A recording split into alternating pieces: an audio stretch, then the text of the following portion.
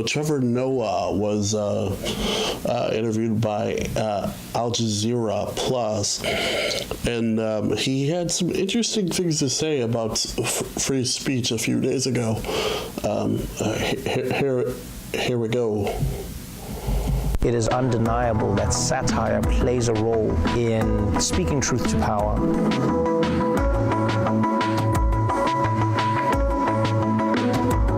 As human beings, we want to speak our minds. I'm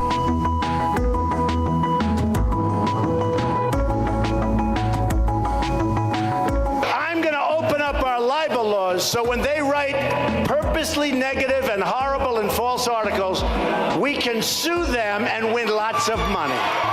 I come from a country where censorship was a normal part of our lives. Once you censor the press, that is the first step in an authoritarian regime. I'm not going to give you a question. Can you stay categorical? You are fake news. Freedom of speech is something that people pursue regardless of the laws. If you conduct locker room talk everywhere, it's not the locker room, it's you, motherfucker! It's you!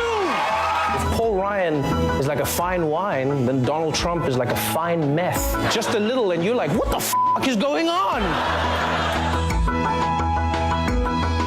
As a comedian, I just tell more of the truth.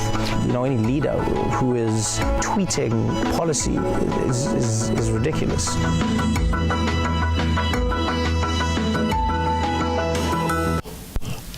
Interesting. I think that I agree on most of his points. I think the one thing at the end, I'm not sure that tweeting policy is ridiculous. It's certainly new.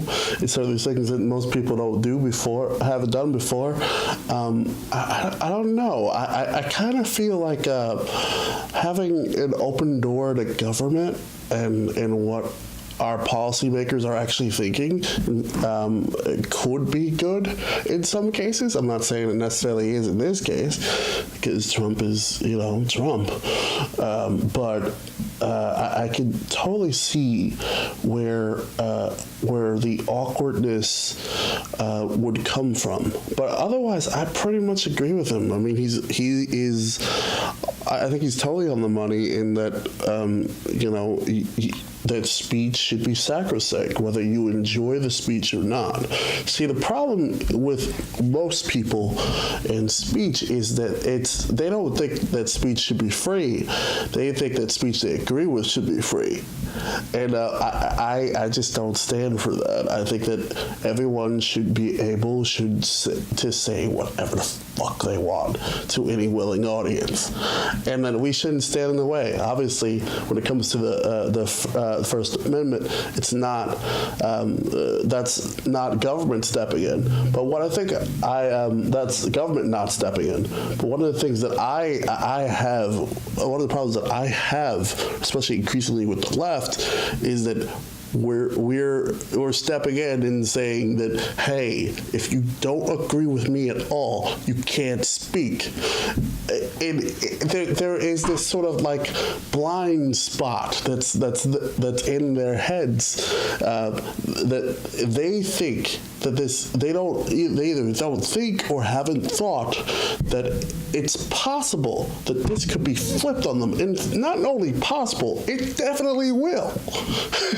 It's not like you could just restrict speech and not expect the opposite side to restrict speech too. But that's the train of thought that we're stuck in. So either we're going to allow people to express themselves, no matter how horrible it is, or things are up, or I think we're going to have a much worse problem in our country, which is we're only going to hear ideologies that we agree with, and the thought that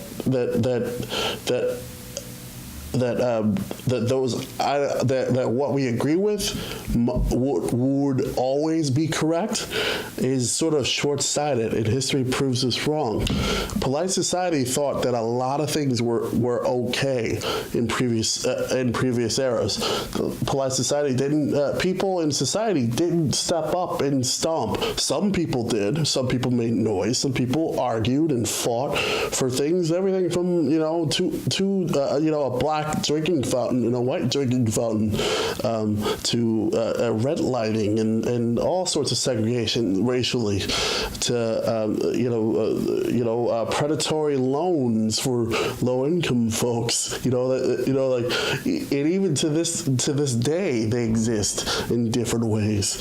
So, like, the thought that what you think is okay today would always be okay, would always be the right thing, that you are always rational, that you're always making the right decision, I find that bizarre, because it's certainly not true. At least I don't believe it is.